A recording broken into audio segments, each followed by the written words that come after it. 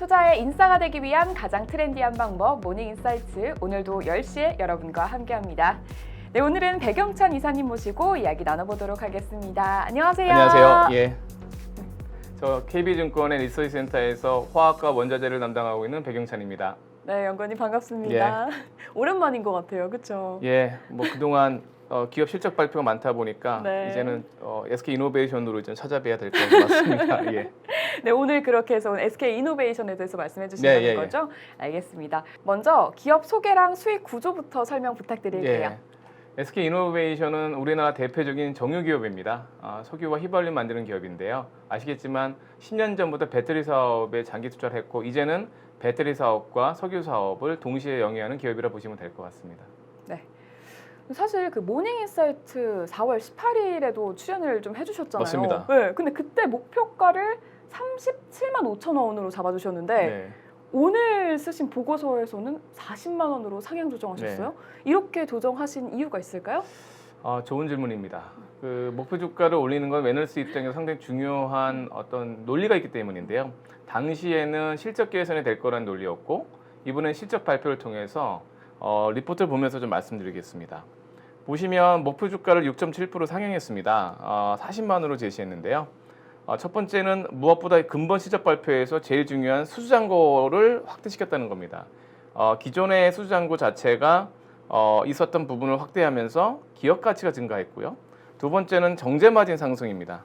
정제 마진 상승으로 기업 석유 사업 가치도 증가하면서 목표 주가를 상향했습니다.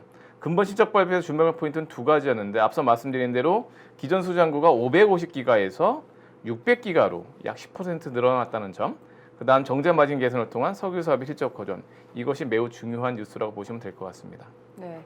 배터리 수주 잔고 확대를 통한 사업 가치 확대와 정제 마진 개선을 통한 어떤 가치 증가, 네, 이렇게 그렇습니다. 두 가지로 잡아주신 거죠? 알겠습니다. 방금 전에 이게 실적에 대해서 살짝 언급을 조금 해주셨는데 1분기 실적에 대해서 조금 더 자세하게 네. 부탁드립니다. 1분기 네. 실적을 좀 자세하게 말씀드리겠습니다. 1분기 매출액과 영업이익은 9조 2,398억 원. 매출액이 전년 동기 대비해서는 줄었습니다. 유가가 약간 하락한 효과가 있지만 전분기 대비해서는 25% 늘었고요.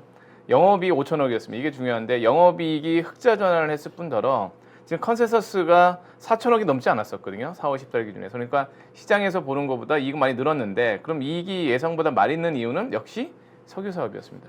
이 석유 사업이 영업이익이 4,100억이 나왔습니다. 이게 어떤 의미냐면 국제유가가 상승했고 유가가 상승하면서 재고 가치가 늘어났겠죠. 그래서 재고 손익이 확대되면서 이익이 크게 증가했다. 이렇게 보시면 될 것 같습니다. 한편 우리가 주목해야 되는 배터리 사업의 매출액과 영업이익을 보시면 이 배터리 사업의 매출액은 5,263억이었습니다. 무려 전년 동기 대비해서 80% 급증했죠. 전분기 대비해서도 6% 정도 증가했습니다. 다만 이제 영업이익이 계속 좀 적자를 보이는 건 좀 아시는 건데 아이오닉 5라는 공급이 시작되면서 외형은 분명히 늘어났습니다만 중국 공장이나 폴란드 공장의 신규 공장이 가동하면서 아무래도 초기 비용이 들어서 수익성 소폭 하락했지만 우려할 사항은 아니다. 뭐 이렇게 보시면 될 것 같습니다. 네, 알겠습니다. 또 올해 상반기에 좀 배터리 관련해가지고 조금 안 좋은 소식들이 많이 나왔잖아요. 맞습니다. 뭐 기사를 보니까 뭐 완성차 업체들의 뭐 배터리 내재화 이런 얘기들도 좀 많이 나오고 있고, 뭐 폭스바겐도 뭐 각형전지 비중을 확대하겠다 이런 얘기들도 나오는데 이거 좀 괜찮을까요? 추후 전망은 어떻게 될까요? 뭐 맞는 말씀입니다. 네. 그런 것 때문에 상반기 배터리 산업의 주가가 상당히 고전을 하고 있고 지금도 수익률이 예상보다는 좀 둔화됐는데 저는 결론적으로는 악재가 상반기에 많았다는 점은 거꾸로 보면 하반기에는 긍정적 뉴스가 더 많아질 거라고 보셔도 될 것 같습니다. 일단 하나하나 말씀드리겠습니다.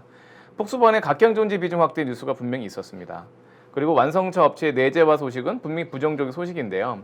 제가 좀 더 보강을 드리면 완성차 업체라는 데는 배터리 내재화를 100% 할 수가 없는 상황입니다.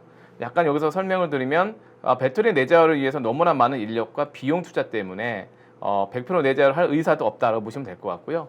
그 다음에 지금 각형전지는 분명히 장점이 있습니다만 우리 LG 에너지 솔루션이 만드는 그리고 SK이노베이션이 만드는 파우치 전지의 장점이 너무 좀 간과된 면도 있거든요. 그래서 하반기에는 분명히 긍정적 소식이 많을 거라 보고 있고 특히 주목해야 되는 건 지난 4월 LG 측과 저희가 합의를 했습니다. 소송 합의하면서 사업 불허 소송을 완전히 해소됐거든요. 그렇다면 SK이노베이션 입장에서는 근본의 수주 잔고를 상향함과 더불어 더 많은 수주를 이제 얼마든지 획득할 수 있고 그래서 추가적인 수주 확대 소식이 가능할 거다. 그럼 이거는 결국은 배터리 기업의 기업 가치 증가로 늘어날 것으로 저는 보고 있습니다. 혹시 하나 여쭤봐도 괜찮을까요? 이 각형 전지와 파우치 전지에 좀 장단점이 있다면 뭐가 있을까요?